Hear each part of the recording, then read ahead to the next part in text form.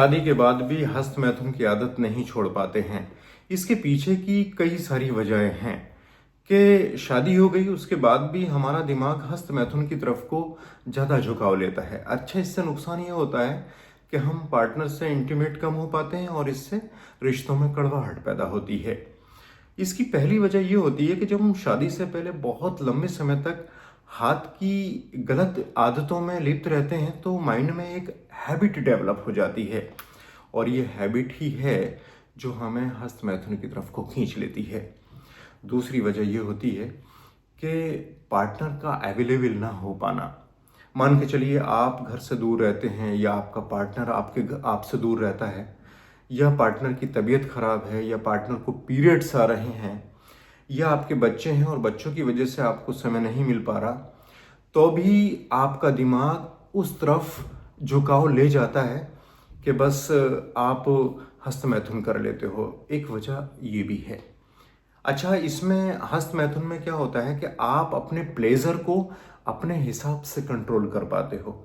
कितना दबाव देना है, कितना स्टिमुलेशन लेना है, ये सारी चीज़ें आपको हस्त मैथुन करने पर मजबूर कर देती हैं।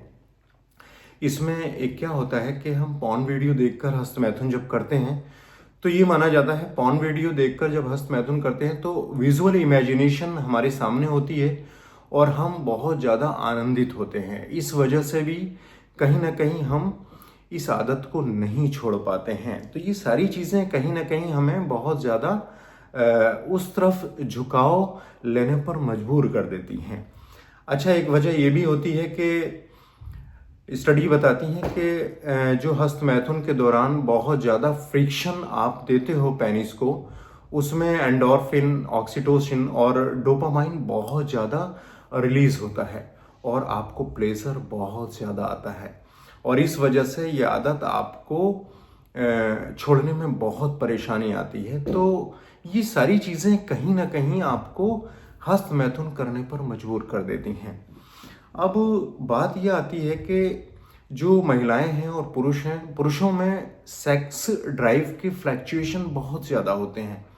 क्या होता है कि पुरुषों में सेक्स की डिज़ायर, उसकी फ्रीक्वेंसी महिलाओं के प्रति ज़्यादा होती है, मतलब महिलाओं के मुकाबले।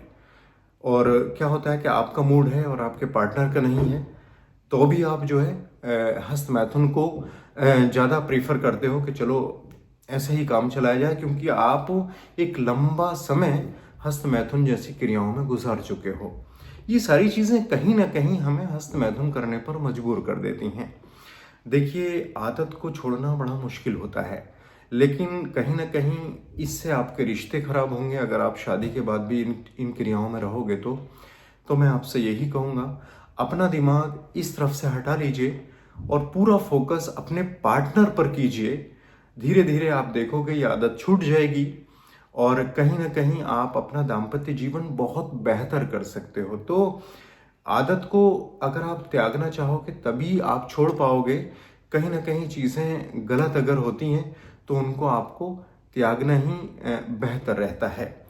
तो मैं आपसे यही कहूँगा, अगर आप शादी के बाद भी हस्त मैथुन करते हो तो प्लीज़ उस तरफ से दिमाग हटाकर पूरी तरह से अपने पार्टनर पर फोकस कीजिए। इससे आपके रिश्ते मजबूत होंगे और यह आदत भी आपकी छूट जाएगी।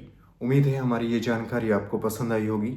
जानकारी पसंद आई तो प्लीज़ लाइक, शेयर, सब्सक्राइब करके हमें मोटिवेट कीजिएगा। मैं आपका health preserver doctor Asif Ali. Next video में फिर मुलाकात होगी। Thank you.